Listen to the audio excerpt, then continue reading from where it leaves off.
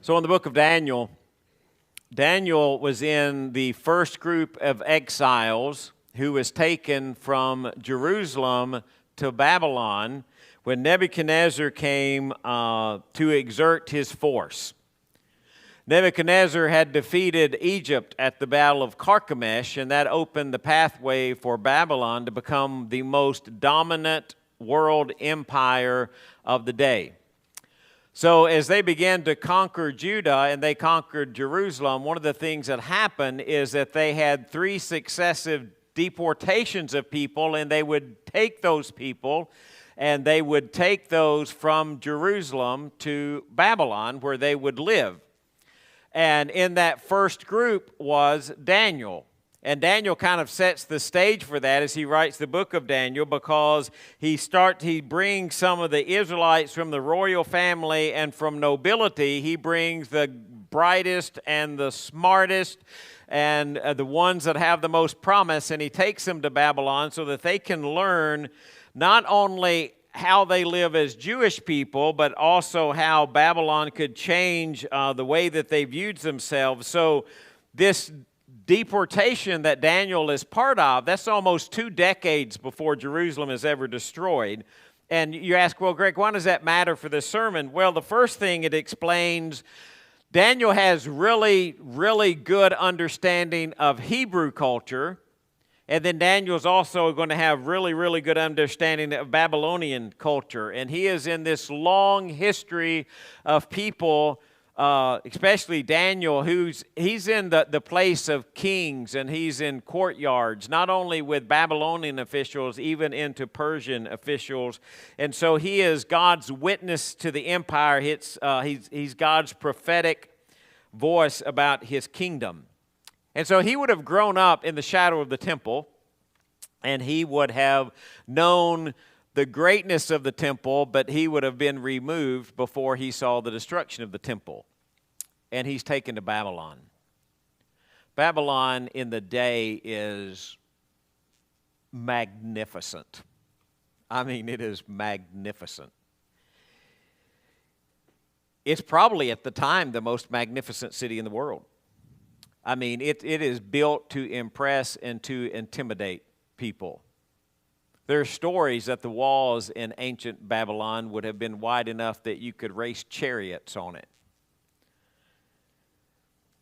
It was, there was this place there called the Ishtar Gate. The Ishtar Gate doesn't stand. They did build a replica of it. I'm not really sure where in the world you would go to see the replica of it. I think it's actually in Germany, but I'm not. Don't quote me on that. But it was this huge, beautiful gate that was made of blue, and it had lions and bears and dragons, and it was just one of the most incredible things in all the world to look at. In Babylon, there were the Hanging Gardens, one of the 7 wonders of the ancient world. I mean, a huge kind of architectural, magnificent piece that, even how they would water it and how it would hang, they're just still kind of confused about all of that, how that would happen. It's a city itself that's about 2,000 acres. I mean, it is a magnificent place. And so as Daniel goes into this city, he would have seen gates and gods and temples, but not gates and gods and temples that were dedicated to the God of Israel who he served, but that were dedicated to idols. You know the story, right? Right in the first book of chapter of Daniel, they're going to take Daniel and feed him special food. They're going to really, trying to make him something. And he said, well, I don't really need the special food. I have God. That's a shortened version because it doesn't really tie in that much into our lesson this morning. But I just want you to know how incredible it would have been for him to be there. Nebuchadnezzar is the greatest king in the world at the day. I mean, nobody has the power that Nebuchadnezzar has. He is the dominant world power. He's defeated the Assyrians in the Battle of Carchemish. He's put the Egyptians and he's pushed them back into Egypt, and he's taken over part of their kingdom, and there is nothing before him that he would fear. There is no other nation at the time who would stand up against him. And then one night, Nebuchadnezzar lies down in his bed, and he has a dream. And it is an incredible, life-altering, confusing dream. It's very interesting in the text. Nebuchadnezzar wants to know what the dream is all about, so he calls the wise men in, the people that can interpret dreams, and he says, I want you to interpret this dream for me, but he withholds one vital piece of information, the content of the dream. Well, if you can interpret the dream, you should be able to tell me what I dreamed. And guess nobody could do it. He finally decides, well, if nobody can interpret what I dreamed and nobody can tell me what I dreamed, then all of those guys must not be any good. I think I'll just kill them all off. Daniel sends a message. He said, God will give me the dream and the interpretation. So he goes to Nebuchadnezzar and he tells him his dream. He says, let me tell you what you dreamed. You dreamed about this magnificent statue. This magnificent statue had a head of gold. And it had arms and chest of silver. And its belly and its thighs were bronze, and its legs were iron, and then its feet with this mixture of clay and iron. And as you watched, there was this mountain that grew up in a stone that fell down, and it crushed it. And he said, now, king, here's the meaning of the dream. You're the head of gold. Now, Nebuchadnezzar would have said, hey, man, that's great. I get to be the head of gold, right? But he said, you know what's going to happen after that? There's going to be another kingdom, and another kingdom, and another kingdom, and they're all going to be crushed. And when they're crushed, God's going to lift up an eternal kingdom. In the eternal kingdom, you're going to see is going to come into power. And Daniel tells all of that in Daniel chapter 2, verses 20 and 23. But I want to read to you. It was too long to put on the screen. I want you to listen to what Daniel says. Daniel said, let the name of God be blessed forever and ever. For wisdom and power belong to him. It is he who changes the times and seasons. He removes kings and establishes kings. He gives wisdom to wise men and knowledge to men of understanding. It is he who reveals the profound and hidden things. He knows what is in the darkness, and light dwells with him. To you, O God of my fathers, I give thanks and praise, for you have given me wisdom and power. Even now you have made known to me what we requested of you, for you have made known to us the king's matter. When you read back on that, there was something I want you to hear in that. He removes kings and he establishes kings. Man, if you turned on the news this week, what kind of things did you see? I mean, a lot of things on the news, right? But politically, what kind of things did you see? Well, Netanyahu's trying to decide this is neither a condemnation, support, anything about any of these art. It's just news. Netanyahu is trying to decide if Israel is going to take over Gaza. Ukraine's trying to decide what they're going to do with Russia still. We're having tariffs and levies from country to country, so we are trying to figure out how much stuff's going to cost us when we get it from somewhere else.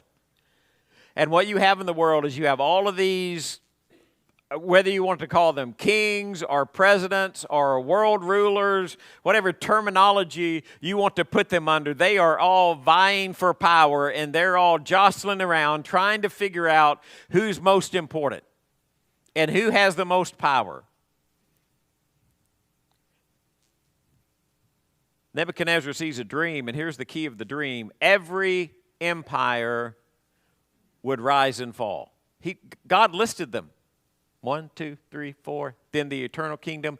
Every one would rise and fall. God is the one who raises kings up. He's the one who removes them. He's the one who raises kingdoms up, and he's the one who removes them. He's the one who moves nations up, and he's the one who removes them. And it hasn't changed. And you're going to see this in two different visions that Daniel has. Every empire rises and falls. But he says, but then there's going to be this eternal kingdom. So the dreams message is clear. Babylon's not going to last, and Persia's not going to last. Greece is not going to last. Rome is not going to last. Every empire rises and falls, but then there's this stone in the dream. It's not cut by human hands. It's going to strike the statue. It's going to shatter it, and when it shatters it and the foundation, it's going to grow into a mountain, and the mountain is going to fill all of the earth. That's what Nebuchadnezzar dreamed. And God says that mountain represents the eternal kingdom. Now, here's the cool part. This is a really nice part, right? We are part of the eternal kingdom. That's not something else. That's not another kingdom that's coming later. It's not another nation that's going to rise up after a while. It's not some other force that's going to come into the world. We are part of the eternal kingdom because the eternal kingdom is Jesus' church. That's us. We are the eternal kingdom. Now, the world looks at that, and the world can't quite figure that out. And very honestly, sometimes we look at that, and we can't figure it out either. And it all comes down to like one little simple question. And it's, who do you trust? Who do you trust? If you're going... You remember when... I never swam much. Y'all know that.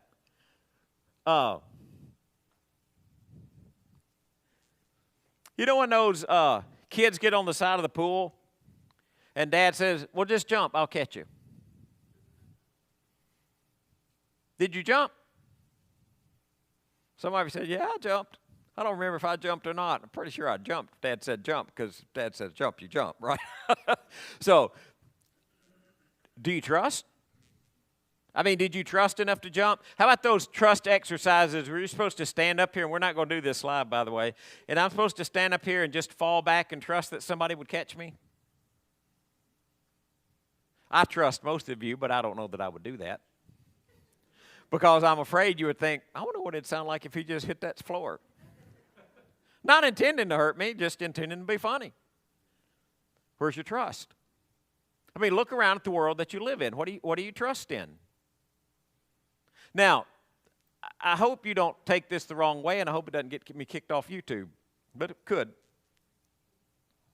I don't really have my trust in our country. Now, I'm proud to be an American. I'm very happy to live in America. I'm extremely happy for all of those who have served in the military and have protected our freedoms. Don't misunderstand any of that. I am very humbled to live in this country. Sometimes it may sound strange to you, but sometimes I sit down and I think, what would have happened if I'd been born in another country? What if I'd have been born somewhere that I didn't have this set of parents in Hornbeak, Memphis at the time, and in Hornbeak, Tennessee? What if I didn't grow up in West Tennessee? What if I grew up in another part of the world that wasn't anything like the part of the world that I live in now? What would I have been like? But my trust isn't in the country, even though I love it. Because I'm convinced of this, I don't know if it will be in my lifetime or your lifetime or a grandchild's lifetime or a great-grandchild's lifetime or a great-great-great-grandchild's lifetime. I don't know that the country will exist forever. It's not where my trust is. How about your 401k? But that money you've sacked back, so you can retire one day. Is that where your trust is? I mean, is it in what you have, what you possess, what you own? If it is, I'm pretty sure at some point it'll probably disappoint you. What if it's even in a person? Where's your trust? What do you trust in? What do you know that 1,000,000 years from now will still be here? Even your own strength doesn't match up. It's not in leaders. It's not in systems. It's not in who you are. It's not in your strength. It's not in your money. Who do you trust in?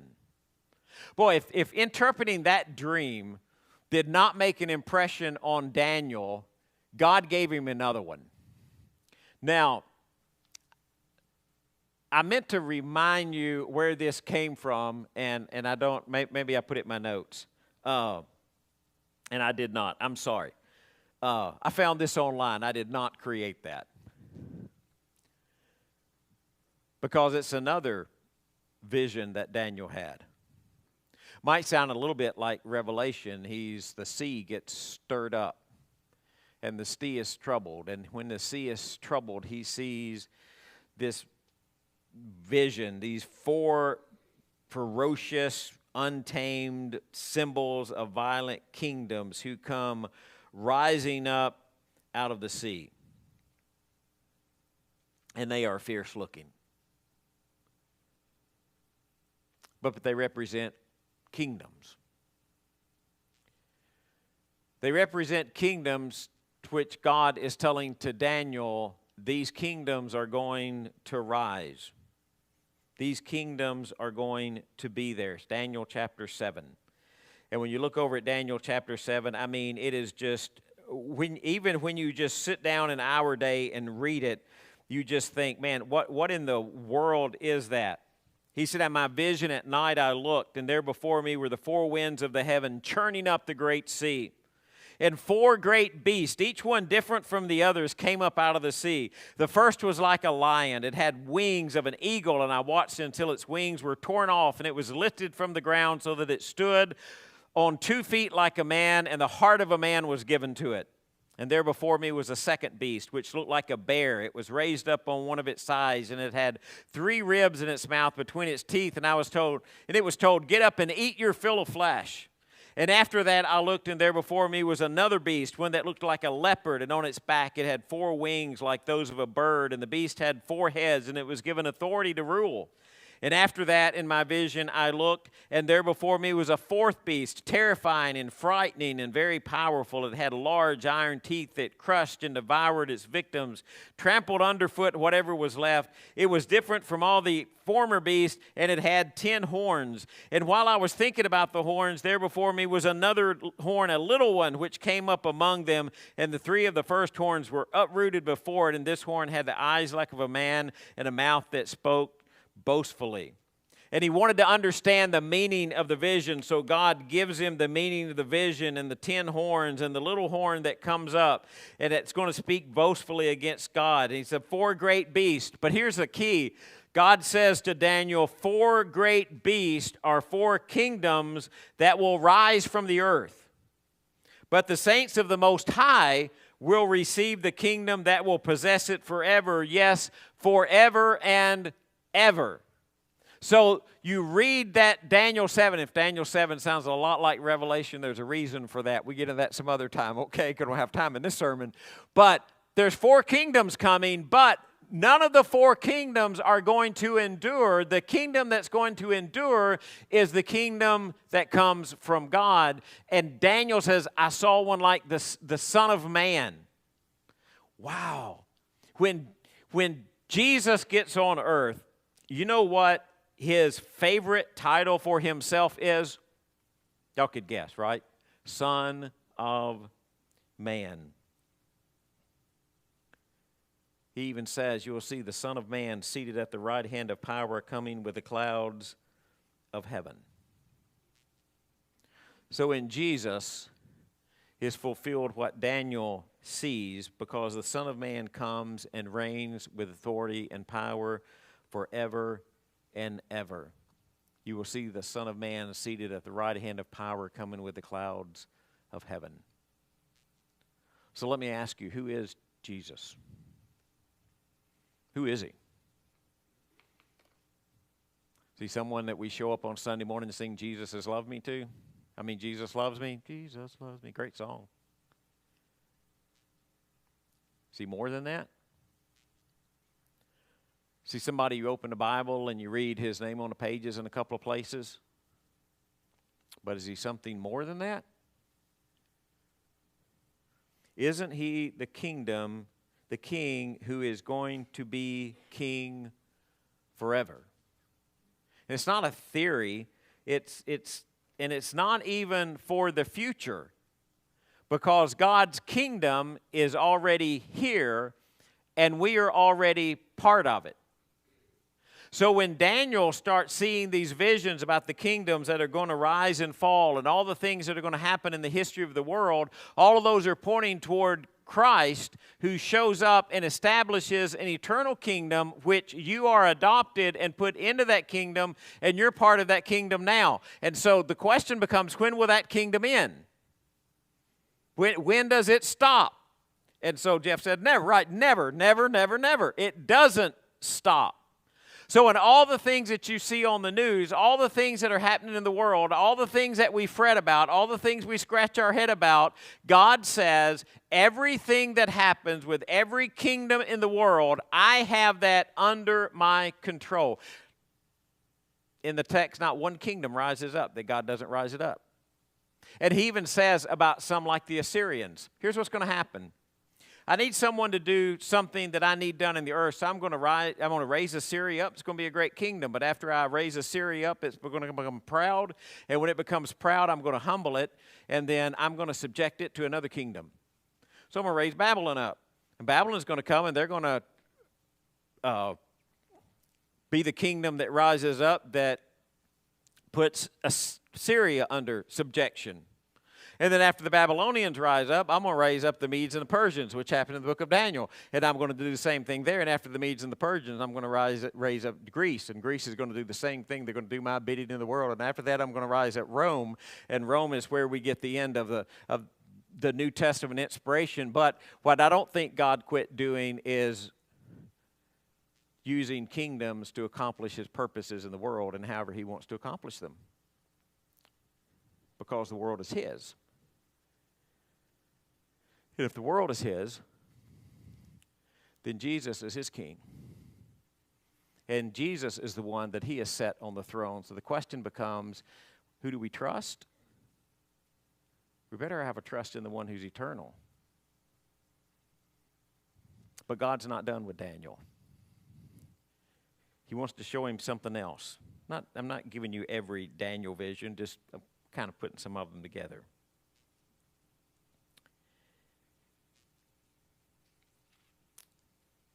Comes along and Daniel sees in his vision this great vision of everlasting life. And the text says, God tells them, many of those who sleep in the dust of the earth shall wake, some to everlasting life and some to shame and everlasting contempt. It's foreshadowing of what God is going to do in judgment. Not just to a kingdom, but what he is going to do to every kingdom.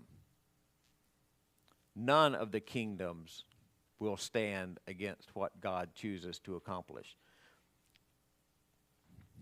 I don't want to get too deep in apocalyptic theology, so I'll just give you a teaser and we'll hold it for another time, all right?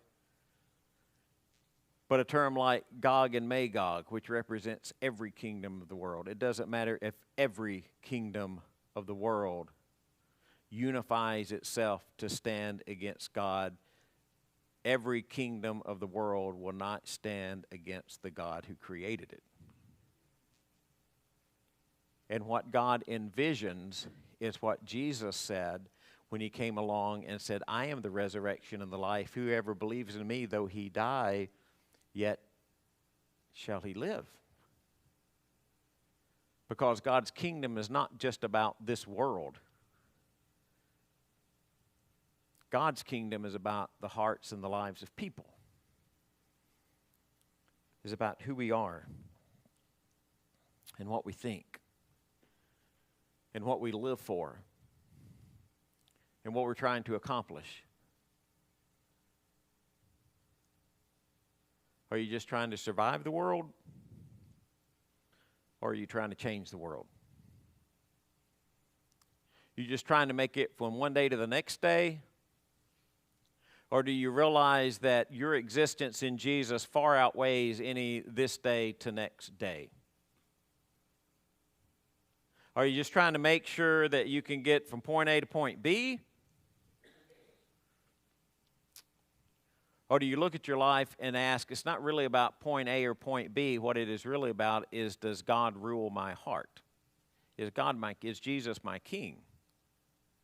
If Jesus is your king, we don't have to think too much in terms of point A and point B. We think in terms of who we are and who it is that we serve.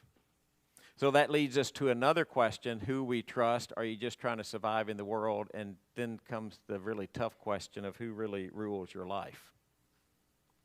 Who is king? So imagine this, just for a moment. Imagine this. Every flag you can think of for every nation in the world is just torn and tattered. Every great monument that every kingdom in the world ever created is crushed. It just lies in ruins. Every nation's capital is completely destroyed. The earth is just scattered with planes and tanks and army and military equipment, and all of it has become absolutely useless.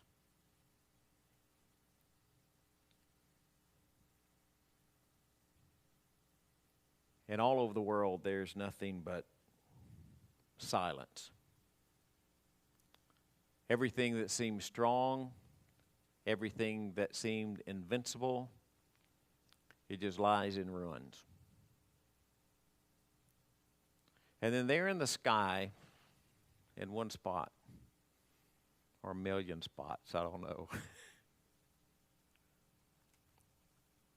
you see the one who ascended in the clouds coming back on the cloud. The one true king who can, that the world can't even, I guess in old man terminology, hold a candle to.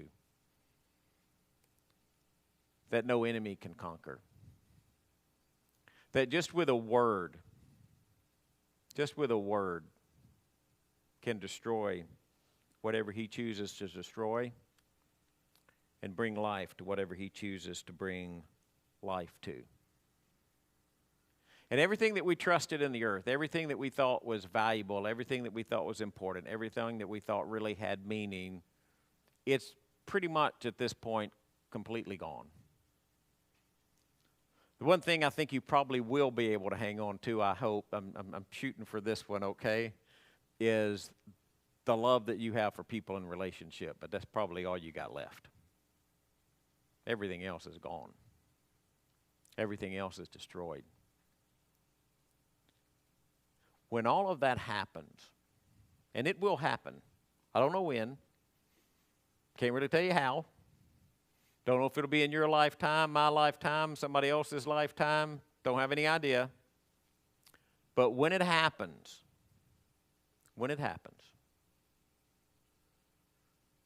it's a good possibility you'll think back to Daniel. And you'll think, in this world, God causes kingdoms to rise and fall. The God who spoke the world into existence will speak the world out of existence. But there is one thing that he will not speak out of existence. He will not speak his kingdom out of existence, because the kingdom of which you are part is the eternal kingdom. So when Jesus comes, and man, he starts preaching about eternal life, and he starts preaching about the kingdom that he's coming to form. When he looks at Pilate, he says, my kingdom's not of this world. If my kingdom was of this world, my guys would get up and fight. But it's not about this world. It's about something greater than this world. I'd encourage you tonight, go home, read the book of Daniel. Might cause you to scratch your head in some places. But you know what it will do? Even after it makes you scratch your head, you will know that there is only one king, and there is only one Lord, and there's only one God. So you have to decide, do you trust him? Is that the one that you serve? If you need to respond, I'm going to ask you to do that while we stand and sing.